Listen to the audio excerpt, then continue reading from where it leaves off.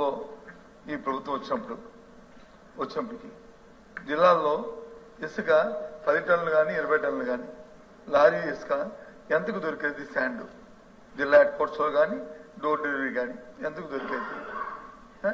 ఈ రోజు ఎంతకు దొరుకుతుంది అంటే ఉచిత ఇసుక అన్నప్పుడు 375 రూపాయలు ఒక టన్నుకి ఉచితంగా వాళ్ళకి అదనంగా సేవ్ అవుతుంది. ప్లస్ మీరు ఇప్పుడు చెప్పిన హ్యాండ్లింగ్ ఛార్జీల్లో 25 రూపాయలు సేవ్ అంటే 400 రూపాయలు తగ్గాలి. ఒక లారీకి 10 టన్నుల లారీకి ఒక టన్నుకి 400 లెక్కన తగ్గితే 4,000 రూపాయలు. 10 టన్నుల లారీ అయితే 4,000 రూపాయలు తగ్గాలి. దయచేసి అది తగ్గిందా లేదో ఒకసారి వెరిఫై చేయమని మంత్రి గారు మీ ద్వారా రిక్వెస్ట్ చేస్తాను.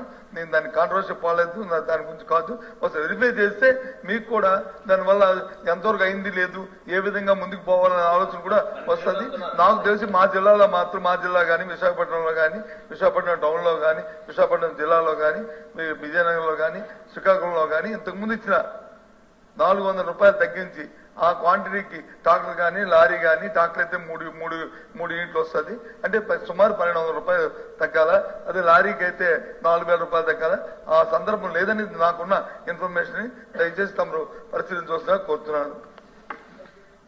అధ్యక్ష, ఎవరు పెద్దలు యోగి గారు చెప్పినట్లుగా గత ప్రభుత్వంలో వాళ్ళు 375 రూపాయలు కదా అధ్యక్ష, వాళ్ళు ట్రాన్స్పోర్ట్ కానీ ఇవన్నీ కూడా మళ్ళీ ఎక్స్ట్రా అవన్నీ కూడా ఎక్స్ట్రా ఇస్తున్నారు.